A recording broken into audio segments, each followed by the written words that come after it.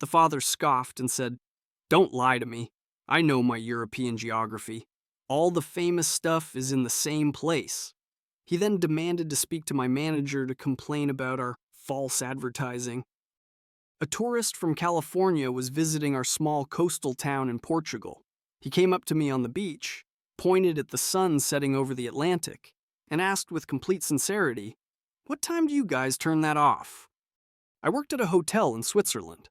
An American family checked in and asked me for a room with a view of the Eiffel Tower. I politely explained that the Eiffel Tower is in Paris, which is in France. I want to make sure I get a good picture before the show is over. I was so stunned, I just said, "The management handles that automatically around 8 p.m. He nodded and thanked me. Dialogue I overheard in a cafe in Rome. American. "Excuse me, do you have any ranch dressing for this salad?" Waiter.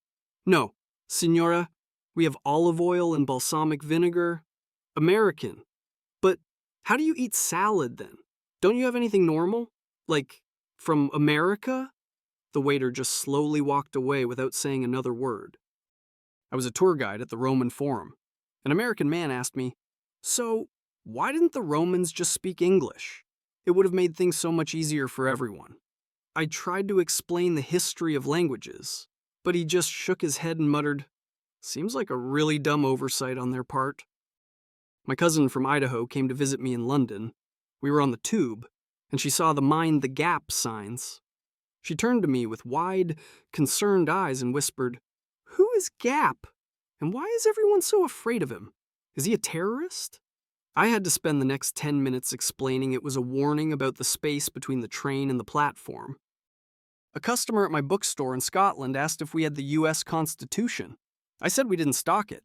She got angry, saying, "But it's the most important document in the world. Every country should have it by law." I tried to explain that we operate under Scottish and UK law, but she just called me unpatriotic and stormed out. While working at a wildlife sanctuary in Australia, an American tourist pointed at a kangaroo and asked, "Do you have to wind them up in the morning? Or do they hop on their own?" He was completely serious.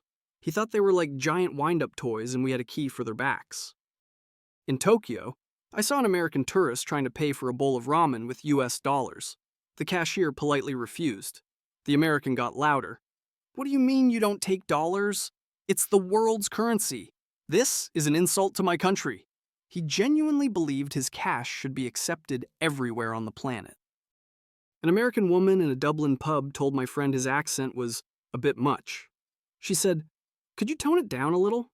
You sound like a leprechaun from a cartoon. Try to speak more clearly, like us." My friend, born and raised in Dublin, just stared at her in disbelief before ordering another Guinness. My uncle was driving his American friend on the Autobahn in Germany. The friend saw a sign for an Ausfahrt and panicked. "Dude, pull over. We have to see Ausfahrt. I've heard it's a beautiful old German town." My uncle had to gently explain that Ausfahrt means exit, and they had been seeing signs for it every few kilometers.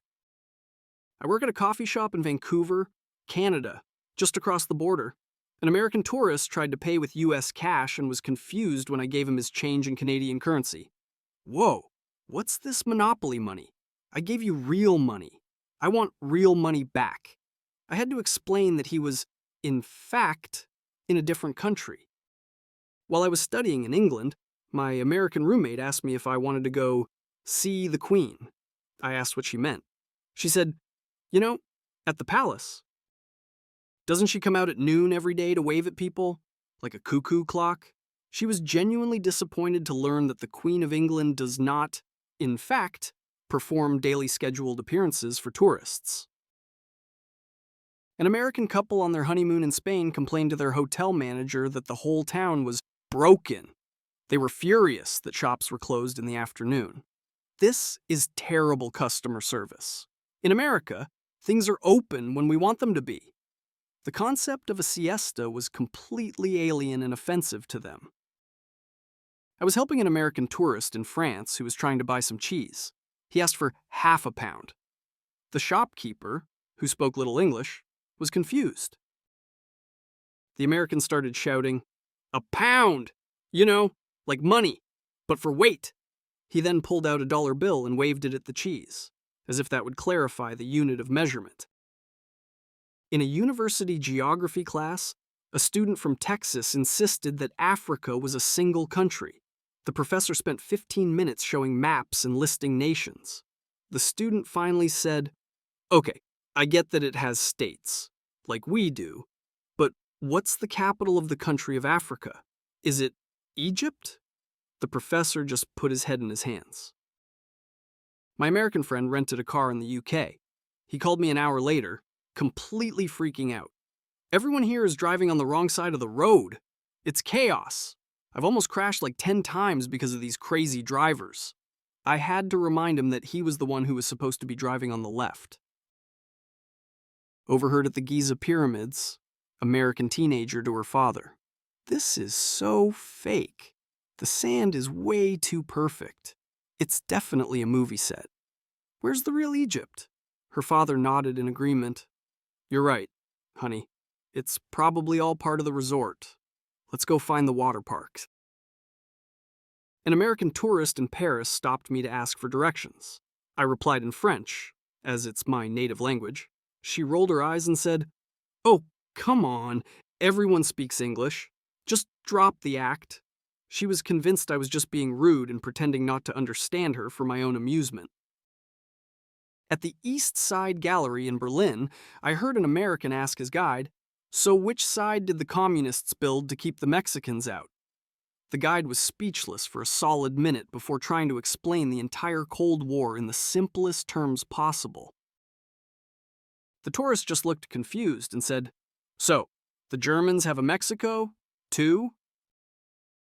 "I'm from New Zealand." An American I met was convinced that New Zealand was a state in Australia. I tried to correct him, but he pulled out his phone and showed me a map. "See? They're right next to each other. It's like our Florida and Georgia." No amount of explaining about sovereignty, different governments, or vast oceans could change his mind. A woman from Ohio was visiting my city of Florence, Italy. She asked me where she could find the real statue of David. I pointed her toward the Galleria dell'Accademia. She came back an hour later, furious. "That was a naked man. I wanted to see the statue of David, the one who killed Goliath. Where's his slingshot and his clothes? This is a disgrace." Dialogue in an Amsterdam coffee shop. Not that kind. American. "Do you guys celebrate the 4th of July here?" Barista. "No, that's an American independence holiday." American. "But independence from who?" Barista. "The British." American. "Right, so why don't you celebrate it? Aren't you happy we're free?" An American student in my history class in Sweden raised his hand and asked, "If Europe is so old, why didn't it discover America first?" The professor just blinked, took a deep breath, and said, "Let's unpack that question. First, let's talk about a man named Leif Erikson." The student looked completely baffled. I was working at a currency exchange in London. An American came to my window and said, "I'd like to exchange these for some European money." I asked, "Euros, you mean?" He said, "No, European. I'm going to France, Spain, and Italy. I want the money that works in all of Europe." He thought Europe had a single currency called the European s. A tourist in Iceland was looking at a glacier. He asked the guide, "So, do you guys have to import all this ice? Or do you have a big factory for it? It must cost a fortune to keep the country refrigerated like this." The guide had to explain that the ice was, in fact, natural, and had been there for thousands of years. My friend is a flight attendant. On a flight to Greece, a passenger from Alabama asked her if she could ask the pilot to fly by Mount Rushmore on the way. My friend had to gently show him on the flight map that they were currently over the Atlantic Ocean, and that Mount Rushmore was about 5,000 miles in the opposite direction. In a pub in Edinburgh, an American tourist loudly declared, "I don't get why you all have accents. We speak normal English in America. You guys should learn to speak it properly." An old Scottish man at the bar turned around and said, "Aye, son, we'll get right on that, just as soon as we're done inventing it." An American I met in Thailand was complaining about the food. It's also ethnic. Don't they have any regular food here? Like cheeseburgers or pizza? I pointed out a nearby McDonald's and Burger King. He looked relieved and said, "Oh, thank God." For a second there, I thought I was going to have to eat their actual food.